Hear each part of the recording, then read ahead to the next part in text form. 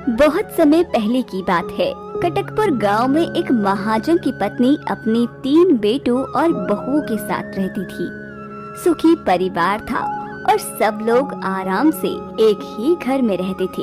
एक दिन माँ अपने तीनों बेटों के साथ घर की छत पर खड़े होकर, बेटा, ये जमीन और ये जंगल देख रहे हो ना, ये सब तुम्हारे पिता के बड़े परिश्रम का फल है।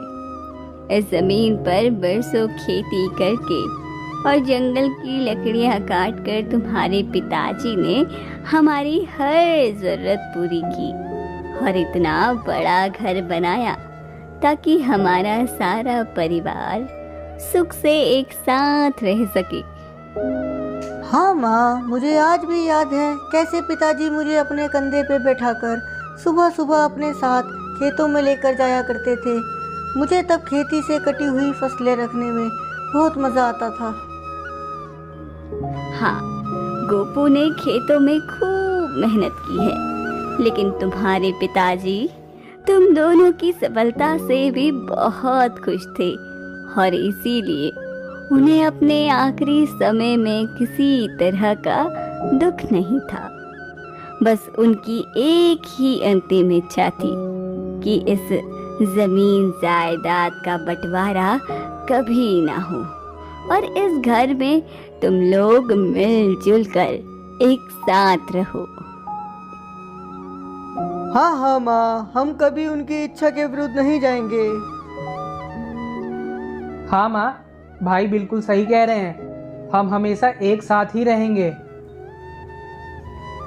बस बेटा, मेरी भी यही इच्छा है कि तुम तीनों कभी अलग ना हो। इतना कहकर माँ अपने तीनों बेटों को गले से लगा लेती है। महाजन की पत्नी का सबसे छोटा बेटा गोपू बचपन से ही अपने पिता के साथ खेती बाड़ी के काम में उनका हाथ बटाया करता था। उसने खेतों में कड़ी मेहनत की, मजदूरी को संभाला, उपज को इकट्ठा किया और उसके लिए सही खरीदार ढूंढा। वो हर वक्त अपनी जमीन से जुड़ा रहा, लेकिन उसके बड़े भाई पुष्कर ने पढ़ाई लिखाई की और वो एक शास्त्री बन गया और मझला भाई चंदन वकील। एक दिन गांव के आसपास के कुछ लोग पुष्कर से मिलने के लिए उसके घर पहुंचते हैं। अरे शास्त्री जी, आपने हमारी कुंडली देखकर जो कुछ बताया था वो तो बिल्कुल सच निकला। अच्छा, तो ये बहुत अच्छी बात है। बताइए आज हमारे लिए क्या सेवा है? आज मैं अपनी बेटी की कुंडली लेकर आया हूँ। उसकी शादी का योग कब बनेगा, बहुत परेशान हूँ। जो भी रिश्ता आता है वो किसी न किसी वजह से टूट जाता है। कुंडली तो ठीक है महाराज, लेकिन आपको तो पता है कुंडली देखने से पहले मैं। अरे हाँ शास्त्री जी, मैंने आपकी दक्षिणा पहले ही उस कुंडली में रख दी है। पुष्कर अपने बनाए नियम के अनुसार कुंडली देखने से पहले अपने दक्षिणा ले लेता है। फिर उस गांव वालों की लाई हुई कुंडली को देखकर उसे उपाय बता देता है। इस तरह रोज पुष्कर को अच्छा खासा पैसा मिल जाता था, जिससे पुष्कर का गुजारा बढ़िया तरीके से चल रहा था। वही पेशे से वकील चंदन की भी वकालत से अच्छी खासी आमदनी हो जाती थी। बस गोपू का जीवन बड़ा मुश्किल भरा था। वो खेतों में सुबह से रात तक मेहनत करता, लेकिन फिर भी अपने दोनों भाइयों जितना नहीं कमा पाता।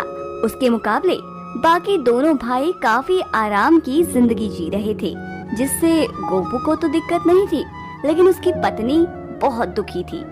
एक रात गोपू के कानों को वैसे तो नीलम की इन बातों की आदत हो चुकी थी, लेकिन हर रोज यही बात सुनकर गोपू परेशान हो चुका था। अब तो उसे नीलम की बात सुनकर ये लगने लगा था कि शायद उसकी पत्नी ही सही कह रही है। शायद नीलम सही कह रही थी। मेरा काम मेरे दोनों भाई के काम से ज्यादा जरूरी है और इसलिए मेरी ही वजह से दोनों भाई इतने ठाट और आराम से रहते हैं। एक दिन गोपू, माँ, मुझे जायदाद से मेरा हिस्सा चाहिए। ये क्या कह रहे हो गोपू? तुम्हारे पिता चाहते थे कि तुम सब मिलजुल कर रहो, एक होकर रहो, फिर आज तुम्हें ये क्या हुआ? माँ, अगर गोपू यही चाहता है तो यही सही है। ठीक है, लेकिन मेरी एक बात गांठ बांध ले गोपू, कोई भी काम छोटा या बड़ा नहीं होता। मैं मानती हूँ कि खेती बाड़ी मेहनत का काम है, पर बाकी काम उतने ही जरूरी हैं, और इस बात का एहसास भी तुम्हें जल्द ही हो जाएगा बेटा।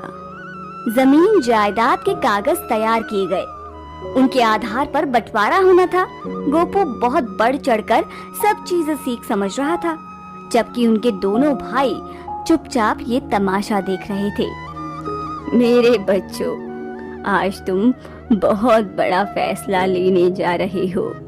ऐसे में हमारी परंपरा है कि किसी भी जरूरी काम को करने से पहले हम सबको एक साथ हमारी कुलदेवी के मंदिर में उनका आशीर्वाद लेने जाना होता है। तो कल हम सब लोग वहां चलेंगे और फिर लौटकर बंटवारे का काम पूरा करेंगे।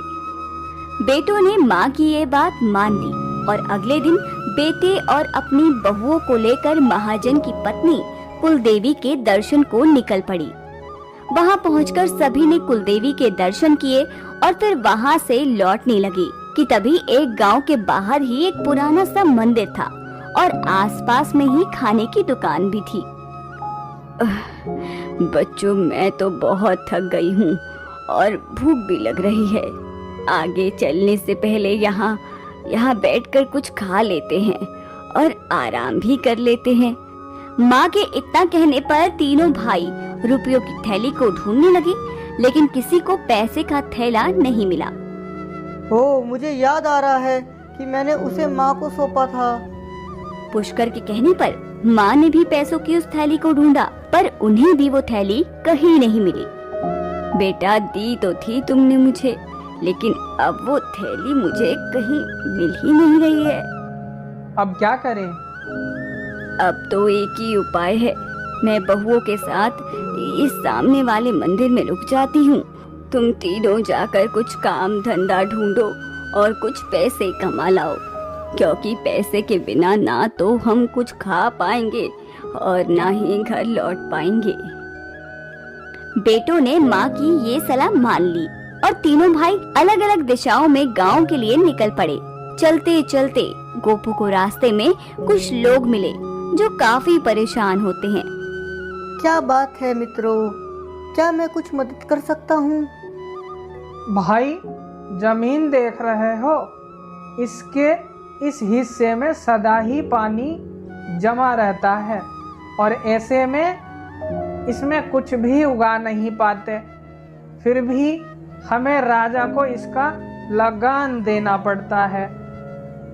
अगर मैं आपको यहाँ धान उगाने की तरकीब बताऊं तो मुझे क्या इनाम मिलेगा? मैं तुम्हें चांदी की 100 मुद्राएं दूंगा। गोपू ने पास में पड़े गोबर और मिट्टी को मिलाकर उसके गोले बना लिए। इस तरह तुम्हें गोले बनाने हैं और इन्हें गीला और नरम रखने, और फिर हर गोले में बीज डालकर उन्हें सुखा देना। फिर क्या, उन गोलों को इस जमीन में डाल देना। गोले जमीन में धंस जाएंगे और बीज भी फूट जाएंगे। अरे वाह, आपकी ये तरकीब तो काफी अच्छी है। पता नहीं कभी हमारे दिमाग में ये बात क्यों नहीं आई। खैर, आपका बहुत बहुत धन्यवाद। और ये लीजिए आपको 100 चांदी की मुद्राएं। इन मुद्राओं को पाकर गोपू बहुत खुश हुआ और वापस मंदिर लौट गया।